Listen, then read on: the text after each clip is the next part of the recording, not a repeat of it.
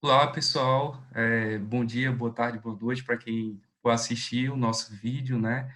Nossa, nosso querido vídeo sobre o Enem e vamos falar também um pouco hoje sobre a questão da educação no Brasil e alguns aspectos que envolvem esse tema.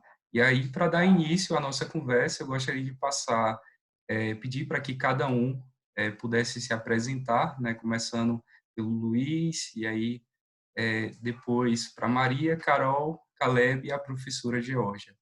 Que a gente possa conhecer um pouquinho cada um e logo em seguida a gente volta para a nossa conversa. Olá a todos e todas, meu nome é Luiz, alguns me conhecem como Luiz Poeira, sou professor de matemática do Aderson Borges de Carvalho, uma escola pública, e agora também estou assumindo a coordenação de estágio, né, na mesma escola, e espero que a gente tenha um ótimo debate aqui nos próximos minutos.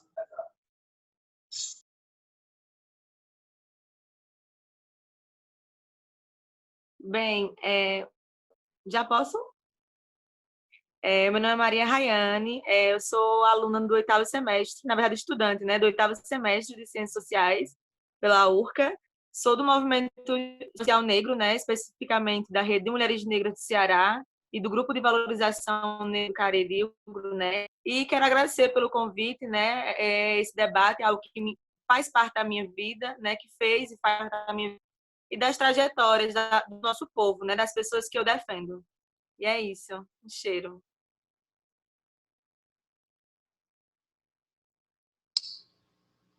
Bem, olá, meu nome é Carolina Brandão, eu sou estudante do terceiro ano do ensino médio na escola Maria Violeta Reis de Alencar de Varzial, que é uma escola profissionalizante, pública, e eu curso produção de áudio e vídeo. E espero que essa live seja bem produtiva, estou bem animada para essa conversa e para falar sobre esses temas muito importantes.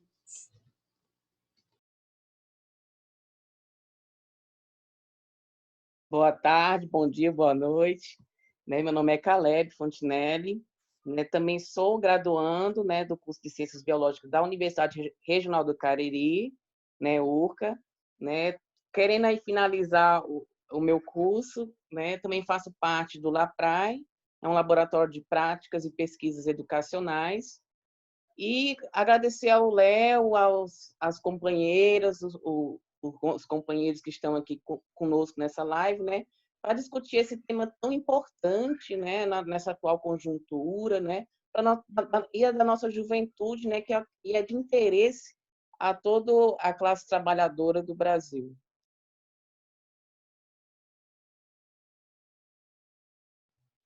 Olá, todos vocês.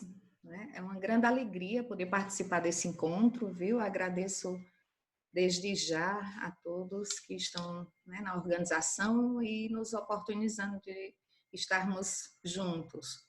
Eu sou a professora Georgia, professora de Libras da Universidade Regional do Cariri, da URCA, e também estudante. Acho que é essa também a nossa missão, de sermos eternos estudantes, né?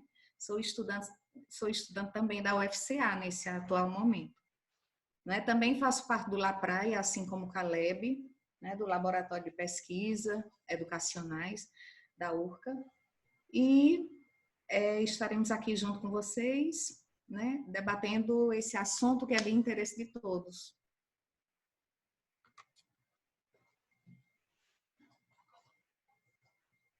Gostaria de agradecer a todos por terem aceitado o convite e dando início ao nosso debate, devido especialmente esse momento que nós estamos passando de pandemia, que foi atingindo todas as estruturas sociais, e econômicas dos países. O Brasil, não diferentemente dos outros países, também vem sentindo essas dificuldades. E eu gostaria também de colocar alguns pontos, além desses aspectos, tanto social quanto econômico, um aspecto principal, que é a questão da educação, e como foco, hoje, a gente trazer esse assunto do Enem e a educação no Brasil. E aí, para iniciar o nosso debate, Eu vou direcionar a Carol, né? Ninguém melhor do que ela para poder iniciar essa conversa, e que está saindo do ensino médio, que vai fazer o Enem agora. E aí eu queria saber, Carol, como que foi esse momento de recepção da informação, né? De que as aulas iriam parar, como foi essa paralisação, como que foi a sensação e o sentimento sobre tudo isso, né? E diante das expectativas que você tinha e que muitos outros estudantes que vão assistir essa live, eles tinham para esse momento tão esperado, que é o Enem, né? E aí eu queria que você pudesse nos falar um pouco sobre isso. Bem, eu enxergo o terceiro ano, para a maioria das pessoas, dos estudantes, como uma das duas coisas. Ou é o ano mais esperado, ou é o ano mais temido. Porque depende muito da escola e do seu ponto de vista. Muitos alunos têm muito medo do terceiro ano, porque é o último ano da escola e eu vou ter que me preparar para o Enem, vou ter que me preparar para as provas externas, vou ter que sair da escola e meio que começar a minha vida, como se a minha vida só começasse depois que eu saísse da escola. E também é visto, por mim, foi visto como um ponto positivo, como o fim de um ciclo. Então, eu comecei 2020 muito feliz, de estar no terceiro ano, de ter chegado ao terceiro ano, e com muitas metas e objetivos para esse ano. Então, quando eu recebi a notícia, foi um baque muito grande, porque você não quer acreditar. Tipo, o que muita gente vem falando, a gente passou 12 anos estudando para justo no nosso terceiro ano ter uma pandemia. Não só nós, como todos os estudantes estão sendo prejudicados. Não só estudantes de terceiro ano, como de segundo, de primeiro, e todos os estudantes estão sendo prejudicados em relação a isso. A gente, em especial, por causa do Enem, que é o tema que a gente está comentando aqui. Então, eu recebi a notícia primeiro pela minha mãe, porque a escola decidiu paralisar numa quarta-feira. E a minha mãe disse que na terça eu já não ia, porque ela ficou muito preocupada com o vírus e tudo mais. E eu sabia que seria uma pandemia longa, mas eu não esperava que fosse ser tão longa e tão cheia de complicações, sabe? Então, assim, cheia de abalos e tristezas, com tantas mortes e tantos problemas na política, na educação, em tudo. Eu pensei que ia ser muito mais fácil do que está sendo. Tanto o estudo à distância, quanto o preparo psicológico para o Enem. E foi o que eu compartilho muito com meus colegas, que a gente compartilha esse sentimento de estar perdido, de não saber como é que se configura agora a educação nesse momento que a gente mais esperava, que era de finalizar o ano e de fazer uma prova que é dita para nós, desde que somos colocados na escola, como a prova mais importante, a prova que vai definir sua vida, que é o Enem. E aí a gente colocado numa terra de ninguém e não sabe para onde ir, o que fazer. Então foi mais ou menos essa sensação. Nessa mesma linha, eu gostaria de direcionar agora para o professor Luiz, né, para saber como também foi essa experiência, essa sensação para o professor do ensino médio.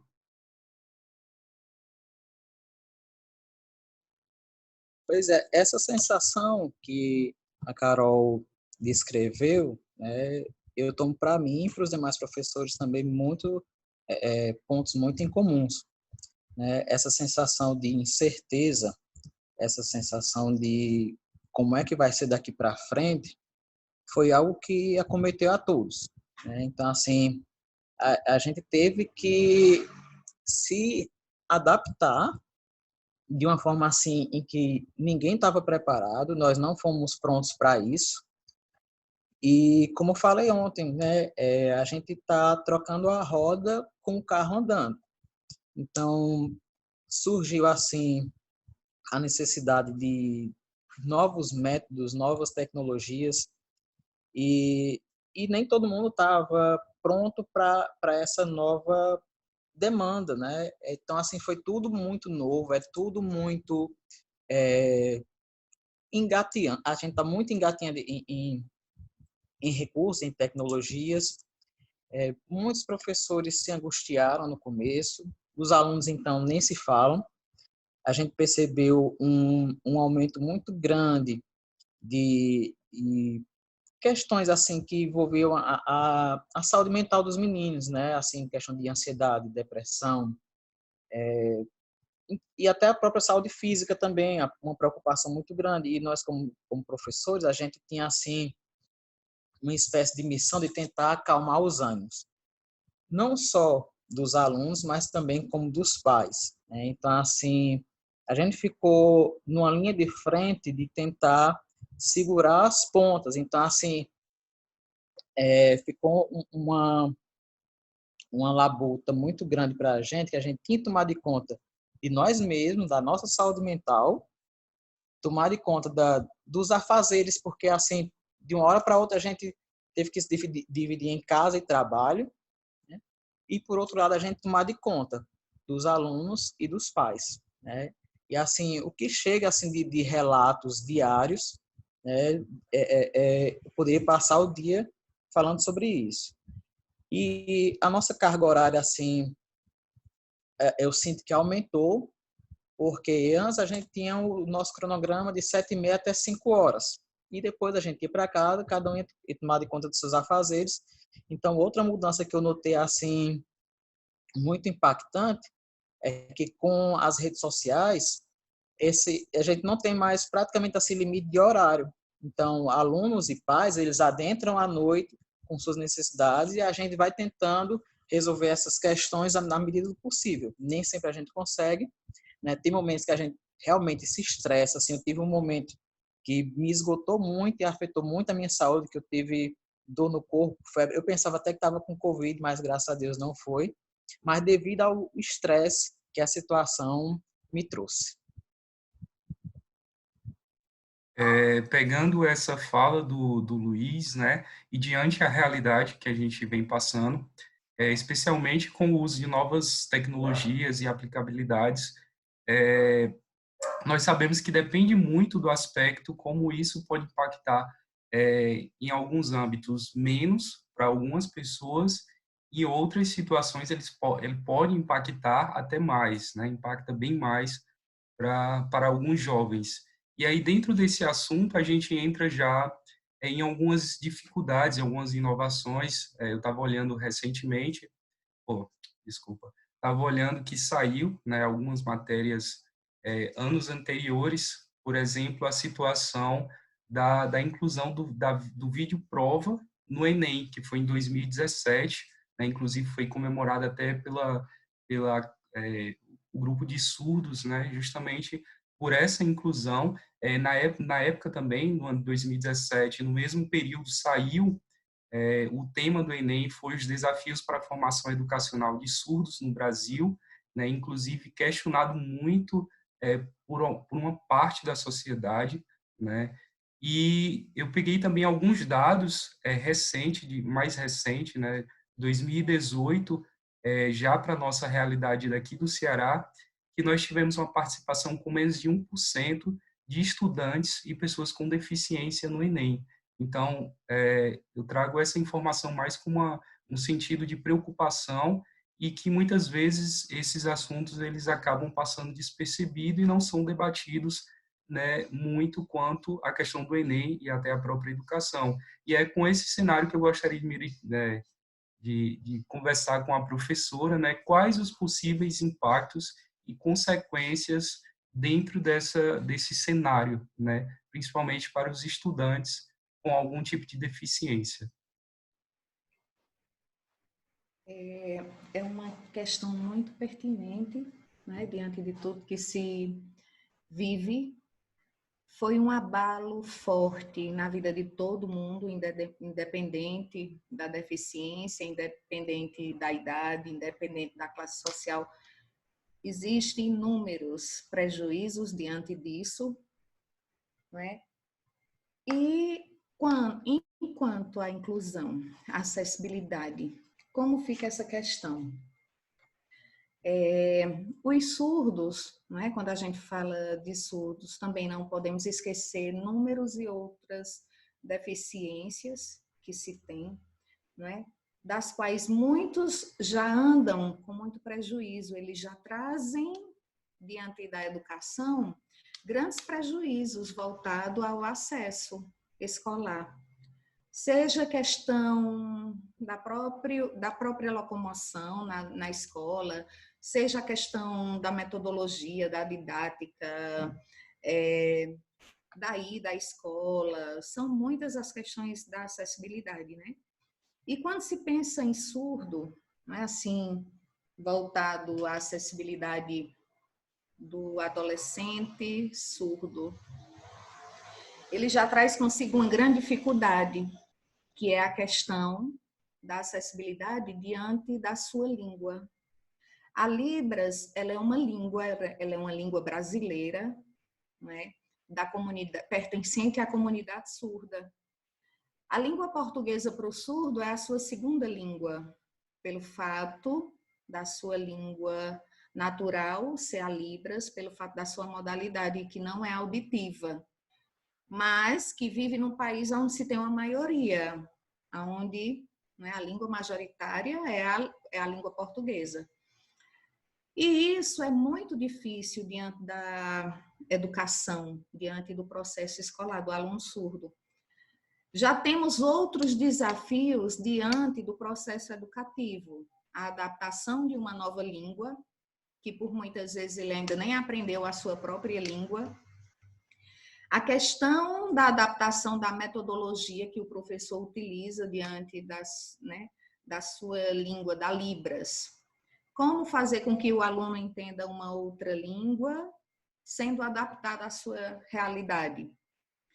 Precisamos muito da questão dos intérpretes. O profissional intérprete, onde acompanha dentro de sala de aula, ele faz essa mediação entre o professor e o aluno, onde as informações, os conteúdos, a conversa, em geral, ela precisa passar por uma tradução. E dentro disso, em 2017, né, assim como Leonides falou, houve a oportunidade do vídeo, da videoprova, onde seria um grande ganho ao aluno surdo, né? A questão da prova traduzida na língua portuguesa, ou na Libras, traduzida na língua brasileira de sinais. Por que essa questão? Diante de muitas lutas, foram muitos anos de batalha da comunidade surda, reivindicando esse direito. Mas isso, diante de tudo, ela também traz algumas consequências, algumas dificuldades. Como qualquer outra língua, existe o regionalismo, existem questões particulares de regiões. Então, uma prova onde ela é organizada no sul do país, muitas vezes ela não vai ser compreendida para um aluno de interior do Nordeste.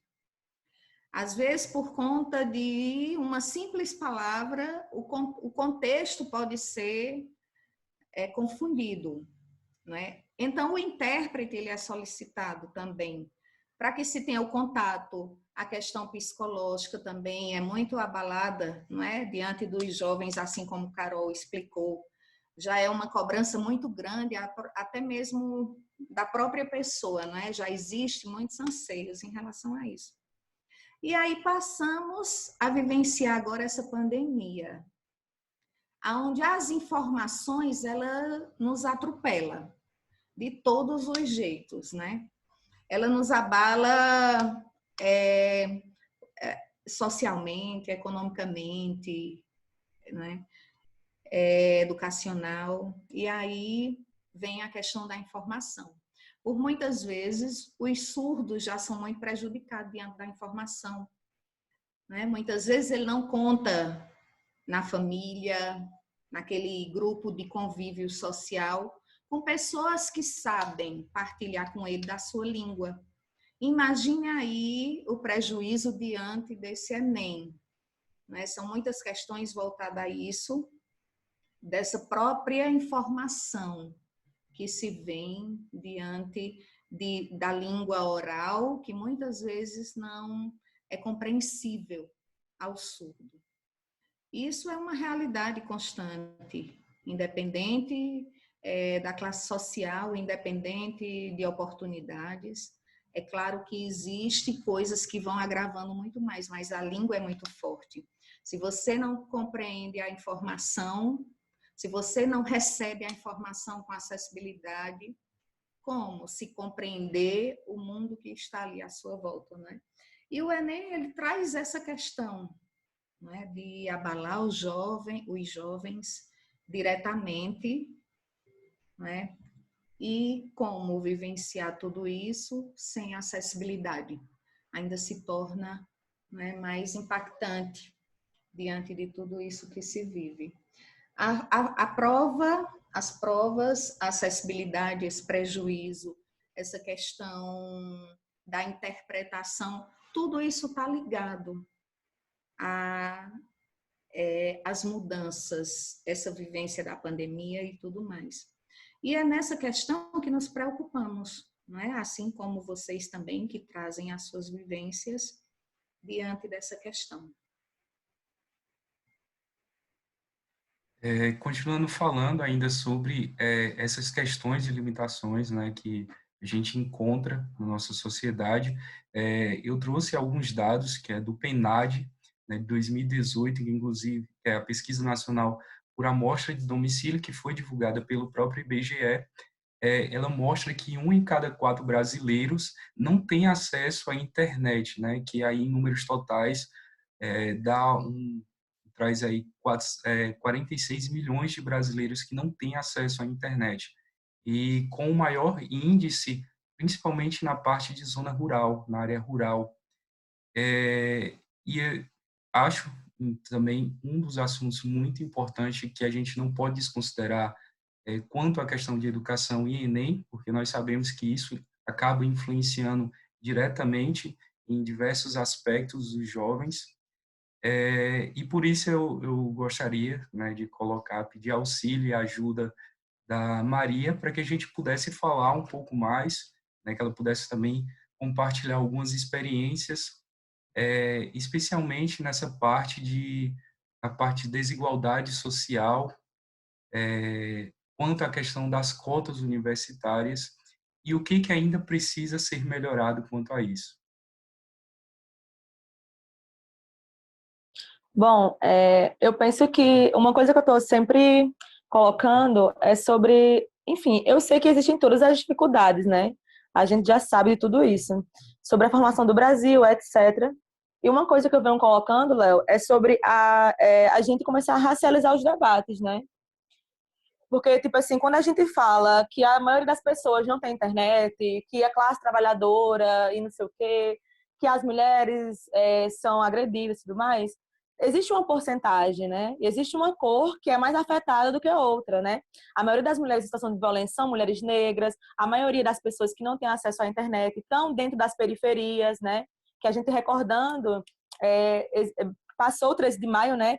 Que a gente não comemora, nós do Movimento Negro, é um dia de denúncia, e teve o dia seguinte, que é o dia 14 de maio, né?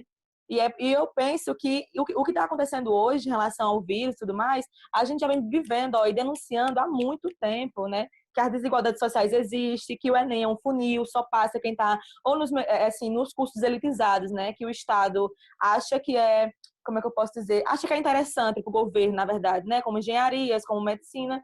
E aí, nesses cursos, a gente sabe que é um funil realmente, né? Só passa quem tiver nos melhores cursinhos, nas melhores escolas particulares.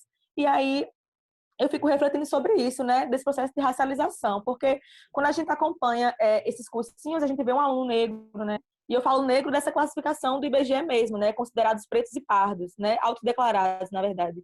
E aí a gente vê um ministro da educação, né, que faz um brasão que o Brasil não existe diferença, somos todos brasileiros. E não é assim, né?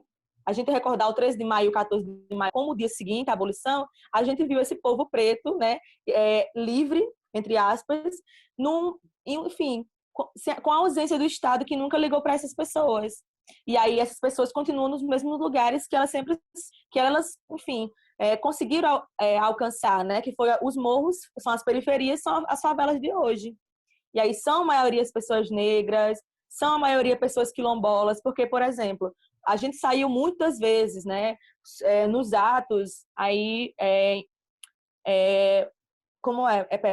nos atos a favor da educação. Só que, ao mesmo tempo, a gente que atua nos quilombos, né, porque aqui no Cariri tem mais de 25 comunidades quilombolas, e o GRUNEC, que é o grupo que eu participo, fez um mapeamento dessas comunidades, as pessoas parece que não sabem que existem, né?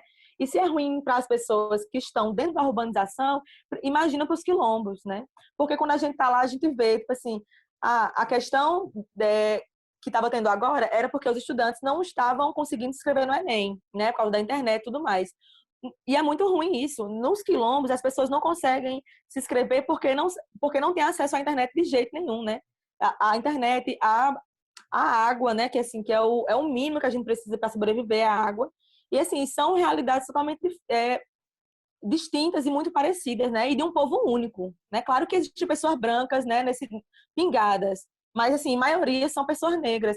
E em relação às cotas raciais, né? Como eu sou da URCA, lá tem as cotas raciais e foi também uma vitória do movimento negro, né?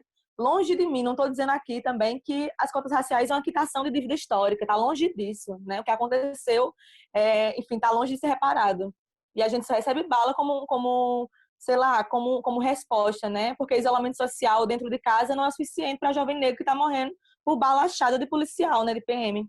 E aí, em relação às cotas raciais, foi uma grande vitória do movimento negro. Na URCA também foi uma grande vitória do movimento estudantil e negro, né? Dos movimentos negros, dos grupos de estudos negros que a gente conseguiu. Só que não é só a questão de adentrar, né? A gente quer entrar na universidade, mas a gente quer permanecer. E a certidão de permanência também, como é que fica?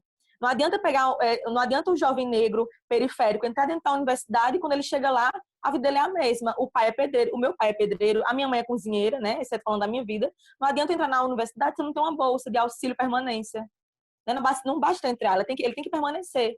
Então, a gente vê que as cotas raciais, sociais e todas as outras cotas que existem, elas são super importantes, mas que as universidades precisam, além disso, fazer políticas de permanência para que essas pessoas que entrem, elas continuem a ficar. Porque na URCA, né, a gente que é do GEPAFRO, a gente fez uma pesquisa e 69, alguns por cento, quase 70%, são pessoas autodeclaradas pretas e pardas, né, na universidade, na região do Cariri, no interior do Ceará, e a gente não consegue falar sobre políticas de ações afirmativas. Tem que vir de fora, tem que vir do movimento de fora, para pressionar a reitoria, para que a reitoria, né, consiga balançar isso aí. E é mais ou menos isso, não sei se respondi. Muito bom a colocação. Eu acho até interessante porque a gente tem esse problema, né, de sempre querer ouvir quem é de fora e acaba desconsiderando quem é da região, acaba desconsiderando o próprio conhecimento que a gente tem dentro da nossa própria vivência. Dando continuidade a essa questão de acessibilidade, eu vi que também saiu uma reportagem alguns anos atrás, mas que ainda reflete essa situação hoje sobre o Enem, quando a matéria, em diversos jornais, ele fala que o Enem, ele caminha, né, o Exame Nacional de Ensino Médio, ele caminha em largos passos para fazer jus ao título de vestibular mais democrático do país. E aí eu acho que entra justamente em alguns pontos que a Maria estava falando, e aí eu queria direcionar essa pergunta para o Caleb, para a gente discutir, né, falar um pouco o que você acha, se esse termo, ele, de fato, ele é adequado como um vestibular mais democrático do país. Bom, é um tema, é uma pergunta, como eu falei para você, tira-roupa, né? Então, vamos pegar um pouquinho da história do próprio Enem, né? Quando é que o Enem surgiu? Ele surgiu em 1998, né? Que era com uma avaliação do ensino médio. Só em 2009 foi que ele veio se tornar, então, aí, digamos, um vestibular unificado, né? Existem muitas críticas, né? A minha posição é que ele não é um vestibular que a gente possa falar que é, de fato, democrático, né? Porque, por causa da regionalização do nosso país, né? Ele é um país continental, né? Eu me senti muito contemplado na fala da Geórgia, quando ela fala dessa questão do regionalismo, né? Então, veja, também na fala da Maria, né? Porque, veja, se nós temos um aluno que ele não tem condições mínimas financeiras nem para sobreviver na cidade dele, esse aluno passa lá numa universidade, lá no Rio Grande do Norte. Vamos supor que ele é aqui do Crato e vai lá para o Rio Grande do Norte, né? Ou então lá no Rio Grande do Sul. Como é que os pais desse aluno vão conseguir manter ele? Né? Então, essa passagem que ele teve no vestibular é ilusória. Né? Então, a minha posição é em defesa da universidade pública, em mais investimentos na universidade pública, esse fortalecimento, né, que nós sabemos que, inclusive, esse governo atual, esse ministro, ele desconhece, né, o que é o ensino público. Eu tenho aqui alguns dados, vejam, na rede pública, ela atende 81% de todos os estudantes da educação básica, né, isso tirado do censo de educação do censo escolar de 2018. 81% é da escola pública, né? A própria campanha do MEC atual, né, sobre estude em casa, ela desconhece. Veja lá, o que o menino está lá com iPhone, né, uma sala muito bonita, um quarto tudo bonito, a menina loira, né, o menino moreno. Então, a gente vê ali que ali ele desconhece.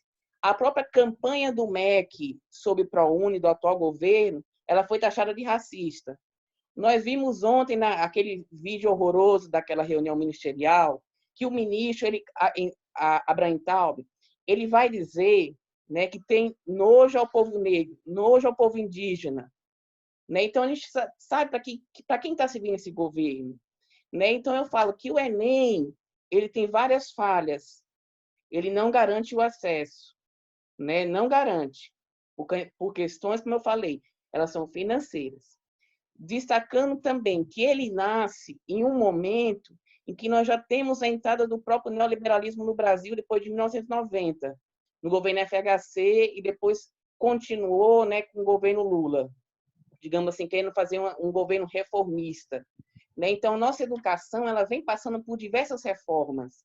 Em 2014, vale ressaltar que nós tivemos a elaboração do projeto Escola Sem Partido, então começou por aí. Depois nós viemos o golpe de 2016, né, com a reforma do ensino médio,